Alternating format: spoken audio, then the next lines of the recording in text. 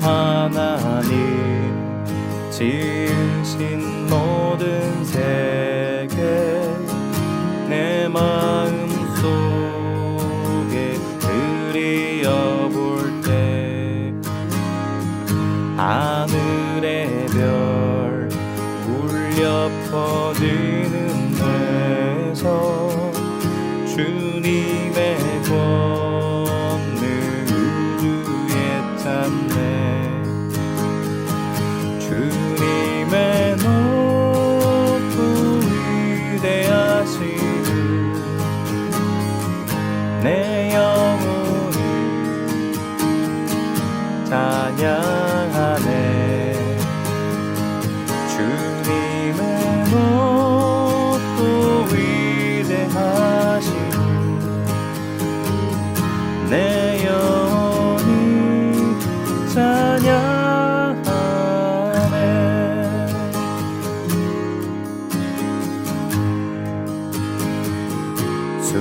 숲속이나 험한 산 골짜기에서 지저귀는 저 새소리들과 고요하게 흐르는 시냇물을 주님의 솜씨 노래하도다 주님의 높고 위대하심을 내 영혼이 찬양하네 주님의 높고 위대하심을 내 영혼이 찬양하네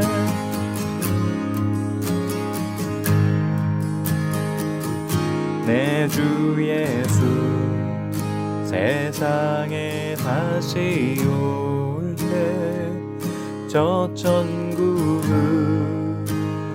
날 인도하리 나 겸손히 엎드려 경배하며 영원히 주를 찬양하리라 주님의 높고 위대하심을 내 영혼이 찬양하네 주님의 높고 위대하심을 내 영혼이 찬양하네 주님의 높고 위대하심을 내 영혼이 찬양하네 주님의 높고 위대하심을 내 영혼이 찬양하네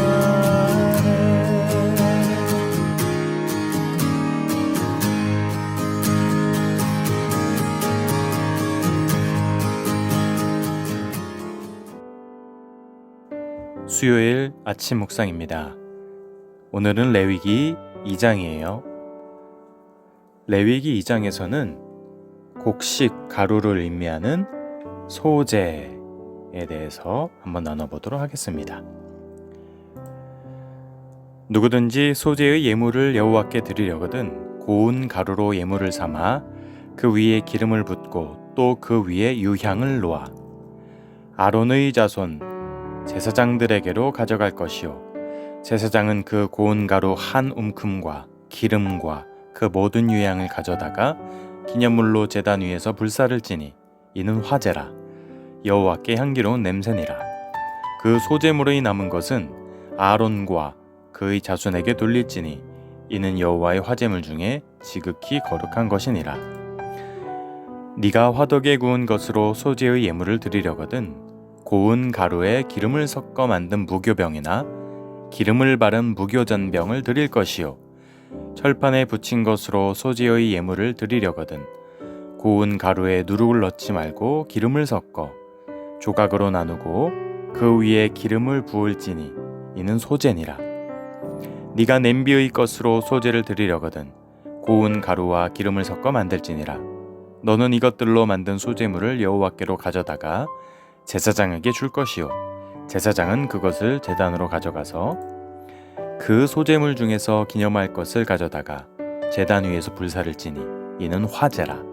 여호와께 향기로운 냄새니라. 소재물의 남은 것은 아론과 그의 아들들에게 돌릴지니 이는 여호와의 화제물 중에 지극히 거룩한 것이니라. 너희가 여호와께 드리는 모든 소재물에는 누룩을 넣지 말지니 너희가 누룩이나 꿀을 여호와께 화제로 드려 사르지 못할지니라. 처음 익은 것으로는 그것을 여호와께 드릴지니 향기로운 냄새를 위하여는 제단에 올리지 말지며 네 모든 소재물에 소금을 치라. 내 하나님의 언약의 소금을 내 소재에 빼지 못할지니 내 모든 예물에 소금을 드릴지니라. 너는 첫 이삭의 소재를 여호와께 드리거든 첫 이삭을 볶아 찌은 것으로 내 소재를 삼되 그 위에 기름을 붓고 그 위에 유향을 더할지니 이는 소재니라.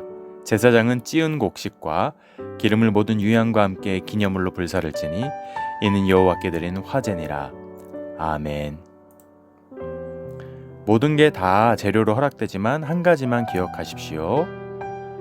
모든 소재물에는 누룩을 넣지 말지니 요거 하나만 하나님께서 금하셨습니다. 자, 첫 번째 소재에 대해서 알아보고 넘어갑니다. 소재 무엇일까요? 바로 곡식제라고 생각하면 되겠습니다.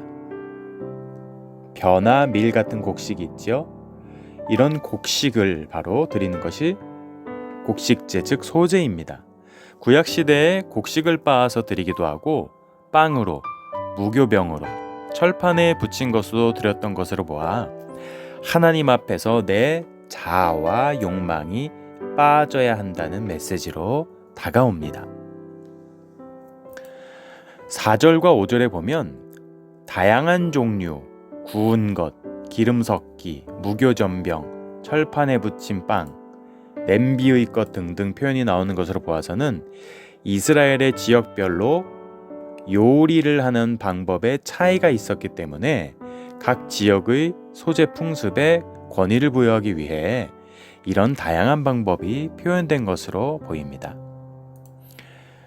화제에 대해서 공부해 봅니다.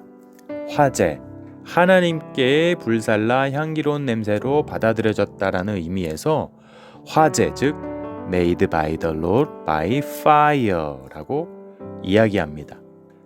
그러니까 화제, 연기에서 나오는 이 냄새와 향기를 하나님께서 흠양하시면 화제로 받아들이신다라는 거죠. 한 가지만 더 짚고 넘어가겠습니다. 소금이라는 이야기가 본문에 또 나옵니다. 소금, 부패를 방지하는 하얀 소금. 이 소금은 고대 사회에서 가장 중요한 방부제였습니다. 하나님과 백성 사이를 이어주는 약속이 있고 그 약속, 소금 언약을 의미하는 것이 바로 소금입니다. 딱 하나 집어넣어서는 안 되는 것이 있었습니다. 바로 누룩이었습니다. 부풀어 오르게 하고 모양도 그럴듯해지지만 결국 누룩은 성질을 변하게 만듭니다. 따라서 하나님은 제사 가운데 그리고 예배 가운데 성질을 변하게 만드는 누룩들, 거품들, 세속적인 가치관들, 우리의 자랑들을 배제하라고 하신 것입니다. 나에게 주시는 교훈은 무엇입니까? 익히지 않은 곡식으로 소재를 드릴 때는 그 위에 기름과 유향을 넣어서 불살라 화제, 즉 하나님께서 향기로 받아들이시는 그 화제로 드렸습니다. 유향은 비싸기 때문에 모두 다 유향을 넣으라고 명령하시지 않고 속죄제를 드릴 때도 소재의 유향은 넣지 않게 하셨습니다. 기름과 유향을 넣은 소재는 자발적으로 기쁨과 즐거움을 표현하는 방식이었습니다. 유달리 하나님께 감사를 표현해야 할 때가 있지 않습니까? 그냥 넘기지 말고 적극적으로 표현해보면 어떨까요? 소재물의 남은 것은 아론과 그의 자손에게 돌릴지니 이는 여호와의 화제물 중에 지극히 거룩한 것이니라 라고 3절은 이야기합니다. 소재 가운데 제사장의 몫으로 돌아가는 것을 지극히 거룩한 것을 표현합니다. 이 표현이 다음 장 속건제와 속죄제에 나오지만 제사장의 몫이 따로 없는 번제와 백성과 제사장의 몫이 모두 주어지는 화목제에는 나오지 않습니다. 하나님께서 정하신 분량만큼 받아 누리며 자족할 때 그것이야말로 지극히 거룩한 것이 될 것입니다. 욕심도 필요 없고 분량이 넘치는 그런 것도 하나님은 원하지 않을 테죠. 4절 네가 화덕에 구운 것으로 소재의 예물을 드리려거든 고운 가루에 기름을 섞어 만든 무교병이나 기름을 바른 무교전병을 드릴 것이요. 여기 무교병 나오죠. 누룩이 없는 떡, 누룩이 없는 빵, 그런 것들을 배제하라고 했습니다. 화덕에 굽거나 철판에 붙이거나 냄비에 요리하여 드리는 소재에는 기름만 들어가고 유향이 들어가지 않기에 이것은 가난한 자들을 위한 제사였을 것입니다. 하나님은 이렇게 모든 사람, 가난한 자, 부한 자, 남녀노소 모두를 배려하는 분이셨던 거죠. 오늘 이렇게 2장 소재에 대해서 공부해 보았습니다. 누구든 하나님께서 주신 곡식으로 감사를 표현할 수 있게 하셨습니다. 많든지 적든지 날마다 우리에게 주어지는 양식이 다 주의 선물임을 인정하며 살아갑시다. 기도합니다. 고마우신 하나님, 주님의 것이니 한결같은 마음으로 감사하며 주님께 돌려드리게 하소서.